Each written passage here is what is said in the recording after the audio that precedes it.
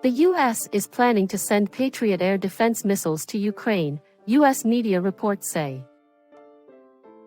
President Joe Biden is likely to announce the move this week, according to unnamed officials. Ukraine has been requesting further air defense support for some time, as Russian attacks have continued to kill civilians and cause major blackouts. Patriot is one of the most advanced U.S. air defense systems, but supplies to Ukraine are likely to be limited. It is not known how many of the batteries will be sent to Ukraine. Once the move is approved, the systems are likely to be sent over in the coming days, with Ukrainian soldiers trained to use them at a U.S. Army base in Grafenwehr, Germany, the officials said. The Patriot system would be a legitimate target for Russian strikes, the Kremlin said on Wednesday. This significant decision recognizes that the greatest immediate threat is currently from the air, not the ground. But it still needs more. It needs air defenses not just to intercept missiles fired at power supply and distribution centers in and around its cities, and to prevent Russia from gaining air superiority near the front line. Ukraine is struggling to do both. Justin Bronk, a senior fellow at the defense think tank RUSI, believes that the U.S. decision to supply Patriot batteries is linked to Western concerns that Iran may supply Russia with longer-range ballistic missiles. The supply of Patriot batteries to Ukraine will likely be limited. The system is in high demand right across the world, it is expensive, and it requires significant training to operate. All reasons why this decision has not been fast, and Ukraine's initial pleas for Patriots were ignored. But the threat of Iran supplying Russia with long-range ballistic missiles has changed the equation.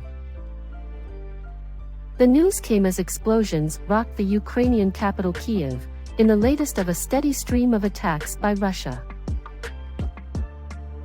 Moscow has repeatedly targeted Ukrainian energy infrastructure since October.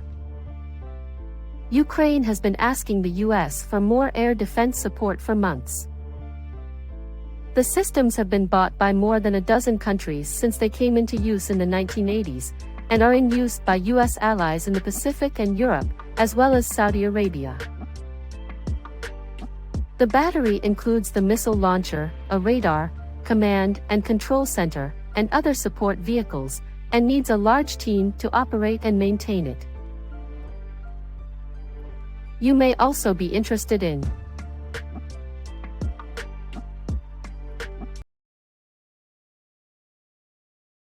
sweltering Bahamas courtroom, Bankman-Fried fights incarceration. The Bahamas courtroom hearing, conducted over the course of 6 hours, saw Bankman-Fried, dressed in a suit rather than his typical t-shirt attire, seeking bail to dispute his extradition to the U.S. He was ultimately refused and faces possible extradition to the United States. It was a stunning fall from grace for the crypto boss, once estimated by Forbes as worth as much as $26.5 billion. "I'm not waiving," Bankman-Fried said when asked if he would seek to waive his right to an extradition hearing. It was a rare comment in a hearing that was largely taken up with lawyers discussing process. In another comment, Bankman-Fried referred to the night of his arrest as hectic. There was high anticipation ahead of the appearance by Bankman-Fried, who has done numerous media interviews since his firm collapsed but not been widely seen in public. The day started with Bankman-Fried ushered into court away from the main entrance and photographers and reporters who crowded to get a shot. Bahamas Chief Magistrate Joyanne Ferguson Pratt contributed witty asides that often left the courtroom chuckling, once quipping, "I wasn't born yesterday," at the defense counsel's interpretation of the law. Ferguson Pratt's repeatedly forgetting the defendant's last name led to laughter. "Samuel," she said before trailing off, with the once billionaire crypto magnate reminding her of his name, Bankman-Fried. People in the courtroom fanned themselves to keep cool in the tropical heat as sun shone through the windows. The hearing was adjourned twice, once to consult about the court's jurisdiction to grant bail, and again in the afternoon. It also included an extensive discussion of Bankman-Fried's medication, which his lawyer said was for conditions including depression, insomnia and attention deficit disorder.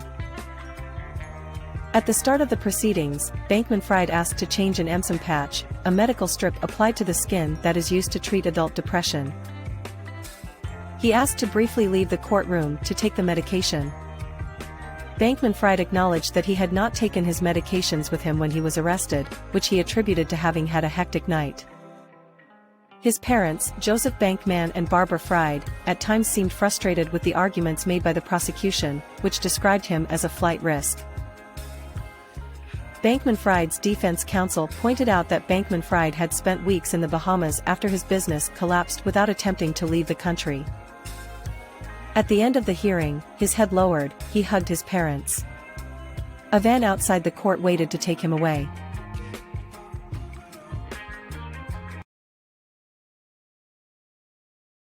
U.S. winter storm barrels east with millions under weather warnings.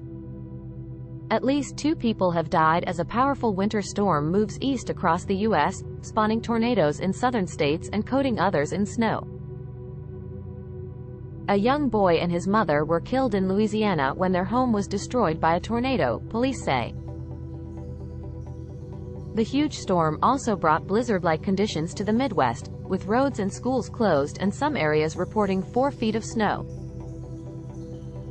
Around 4,500 flights have been delayed and hundreds more canceled. Millions more around the country are under less severe winter weather alerts. Severe storms are forecast along the Gulf Coast, including in Louisiana, Mississippi, Alabama and parts of Florida. There are also tornado warnings in parts of Louisiana and Mississippi. Rescuers searched for hours before finding the mother and son who died in Louisiana, police say, after a tornado destroyed the family home in a rural area near the city of Shreveport. We couldn't even find the house that he was describing with the address. Everything was gone, Sheriff Steve Prater told the local television station KSLA. He added that the child's father had reported them missing. At least a dozen tornadoes touched down in Texas, Louisiana, Oklahoma and Mississippi on Tuesday, injuring residents and wrecking homes and buildings. More were reported on Wednesday, while Louisiana's governor declared a state of emergency. Most of the U.S. is likely to feel some impact from the storm, with cold weather and snow forecast as it moves east over the coming days. It's a fairly vigorous storm system, Rich Otto, a meteorologist with the Weather Prediction Center, told the BBC.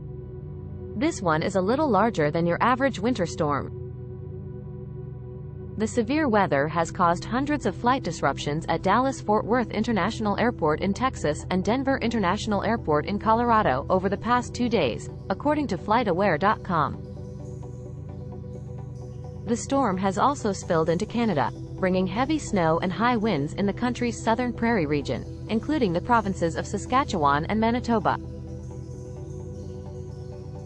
Freezing rain and other wintry conditions are forecast to hit the upper Midwest and northeastern U.S. on Thursday, the National Weather Service said. The storm system began to hit the U.S. last Friday, bringing powerful winds and snow to parts of California.